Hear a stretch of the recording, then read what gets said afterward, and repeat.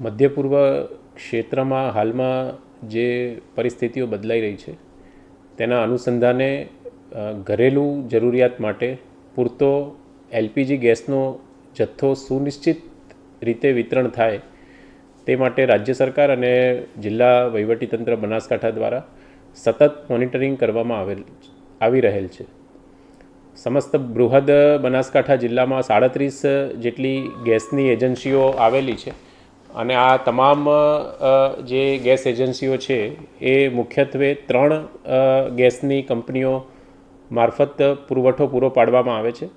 આજરોજ તમામ જિલ્લાની ગેસ એજન્સીઓ, 3 મુખ્ય ગેસ પુરવઠા એજન્સીઓ, જિલ્લાના તમામ પુરવઠા મામલતદાર શ્રીઓ સાથે મિટિંગ રાખવામાં આવી હતી અને જે એલપીજી ઘરેલું જરૂરિયાત માટે વિતરણ વ્યવસ્થા છે તેનું જે મોનિટરિંગ છે એ પણ કરવામાં આવેલું હતું.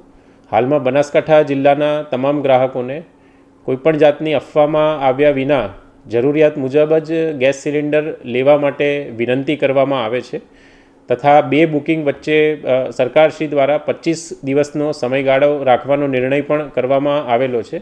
મુખ્યત્વે બિનજરૂરી રીતે એલપીજીનો સંગ્રહ ન થાય તે માટે આ નિર્ણય લેવામાં આવેલો છે.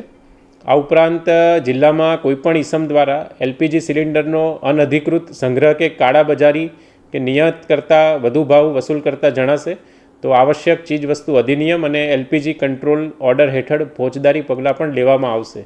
તમામ બનાસકાંઠા જિલ્લાના ગ્રાહકોને આ સમયગાળા દરમિયાન ખૂબ જ ધીરજ રાખવા અને અનાવશ્યક તણાવ ઊભો ન કરવા માટે વિનંતી કરવામાં આવે છે.